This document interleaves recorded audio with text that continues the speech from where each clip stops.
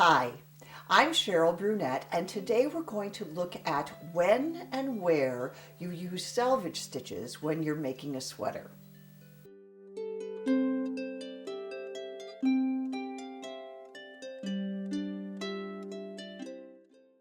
As I was doing research for this class, I noted that there was a very strong preference right now for making things circularly.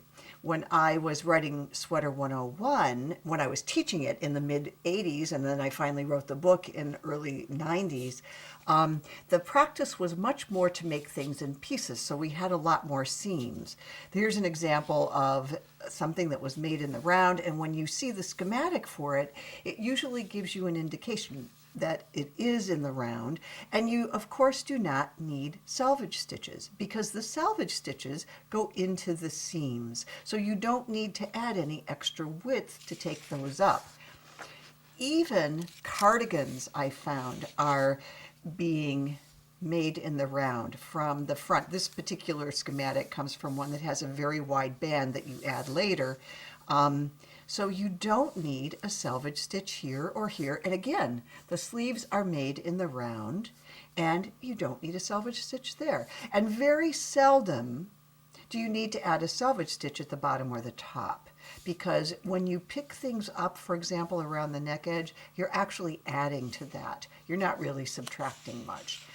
But if you make things the old-fashioned way, which there still are patterns that are contemporary that ask you to make sweaters in pieces, and certainly if you make older patterns, you will find a number of them that are made in pieces. When you cast on, you want to have the full width of your sweater here. So let's say I want to have a 40-inch around sweater, which means the front will be 20 inches. And if I get 4 stitches to the inch, that would be 4 times 20, which would be 80 stitches. And so I need to add 2 more, 81, 82 to the front, and I need 82 in the back because I like to use a mattress stitch, and so I'm going to take those 2 stitches and put them into the seam afterwards.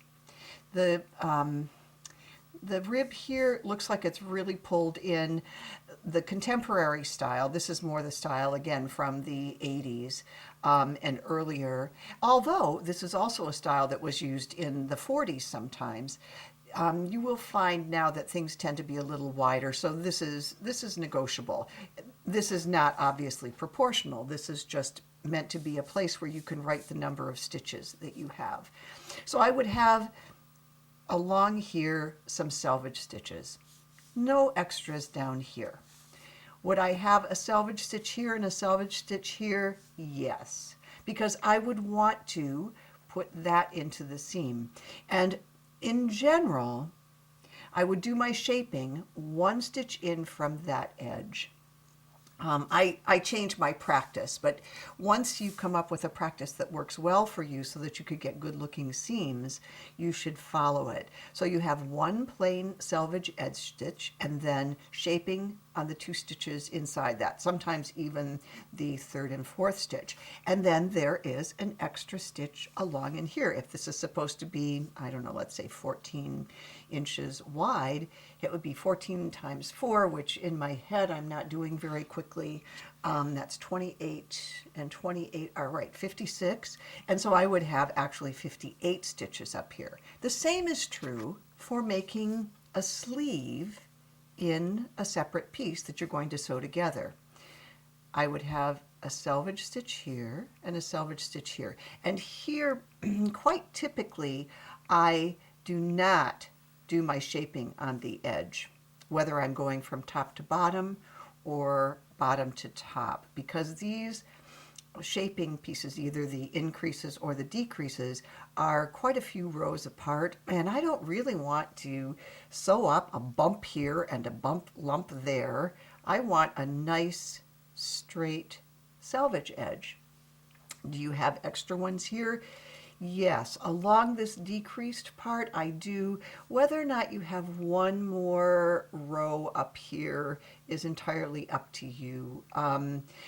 depends on how you sew it together. It really is the side areas, excuse me, the side areas that we're looking at when we add selvages for making our sweaters. Now, of course, when this is from Sweater 101, this is the template that I use when I'm making my own sweater. It's also the template I use when, or one of the templates that I use. There are several styles. There's one for raglan and one for drop shoulder.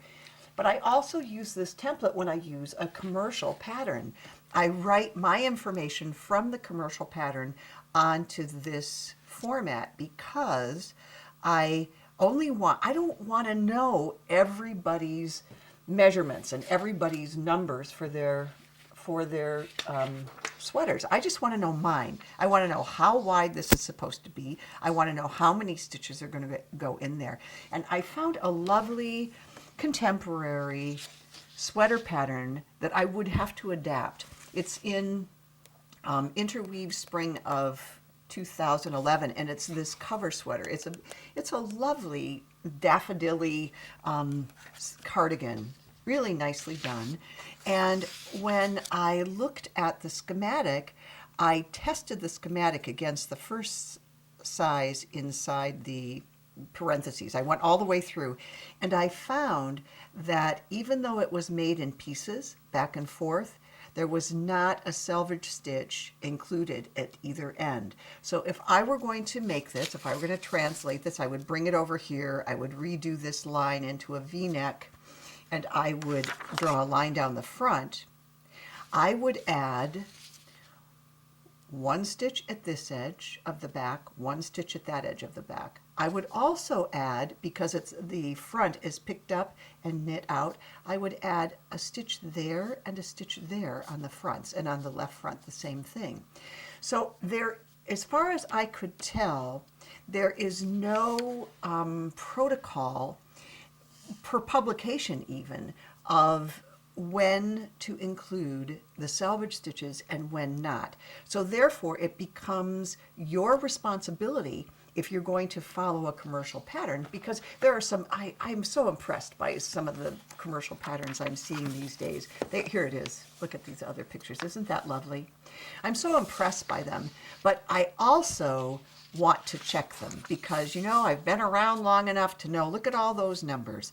You can find a mistake in there. So I do what Linda Skolnick, who was the original publisher of Sweater 101, did. And she said, she calls it the Sweater 101 sanity check.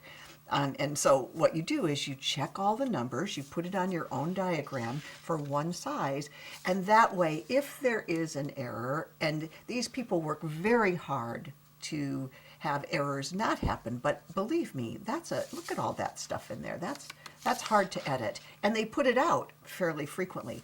So it's your responsibility to put it into a format so that you can check every last number before you make it. And that will help guarantee your success, because this is smaller. This particular sweater was smaller than 4 stitches per inch. But think about it. If you are missing 4 stitches per inch, it will be an inch smaller than you expected it to be. Thank you for joining me today. I hope that you learned something that will help you improve the quality of your sweaters, or at the very least, understand the construction of sweaters in a way that gives you more confidence. Until I see you again, oh, don't forget to subscribe. Like this video if you did like it. Don't do it if you didn't like it. We only want sincerity here. And until I see you again, enjoy your knitting. Sometimes those eyes are just stupid. Okay, excuse me. Take 3. Notice where the little guy is in back. He's moving around.